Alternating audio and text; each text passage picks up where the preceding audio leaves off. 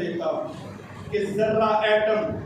نبی کائنات صلی اللہ علیہ وسلم کے دنیا کے کائنات میں پیغمبر مبعوث ہونے سے 100 سال پہلے ایک یونانی فلاسفر تھا ڈیموکریٹس، اس نے یہ نظریہ پیش کیا تھا کہ کسی چیز کا جو سب سے چھوٹا حصہ ہو سکتا ہے وہ ایٹم ہے، عربی میں اس کو ذرہ کہتے ہیں۔ اللہ تعالیٰ بھی ارشاد فرماتا ہے کہ جو چھوٹا ذرہ ہے اس کے برابر بھی اگر کسی نے نیکی کی ہے تو اس کا اجر دوں گا، اگر برائی کی ہے تو اس کا بھی اس کو سزا دے دوں گا۔ تو اس ذرے کی اس نے وہ نظریہ پیش کیا، اور اس نظریے کے متعلق یہ تصور تھا، عربوں کا بھی یہ تصور تھا کہ اس کو تقسیم نہیں، اس سے چھوٹا حصہ نہیں ہو سکتا ہے، یہ سب سے چھوٹا حصہ۔ لیکن سورہ سبا کے اندر اللہ تعالیٰ نے جب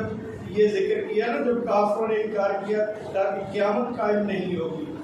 تو اللہ تعالیٰ نے فرمایا کہ ضرور ہوگی، لَتَأْتِيَنَّا، ہم لائیں گے، اور اس کے آگے فرمایا وَلَا يَعْزُبُ عَنْهُ مِثْقَالُ ذَرَّةٍ وَلَا أَصْغَرُ مِنْ ذَلِكَ وَلَا أَكْبَرُ إِلَّا فِي كِتَابٍ مُبِينٍ۔ اس وقت تصور کیا تھا کہ ذرہ تقسیم نہیں ہو سکتا، لیکن یہاں پہ اللہ تعالیٰ کیا فرما رہے ہیں کہ ایسے ذرے کے برابر اور وہ ذرہ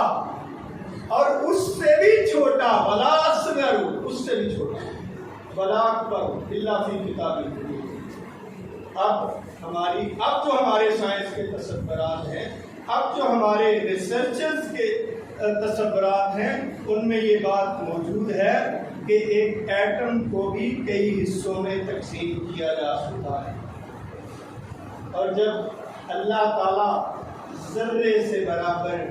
چیز کا بھی اختیار رکھتا ہے، علم رکھتا ہے، اس کے کنٹرول میں ہے، اس کے منصوبے کے تحت چل رہا ہے، تو کیوں ہم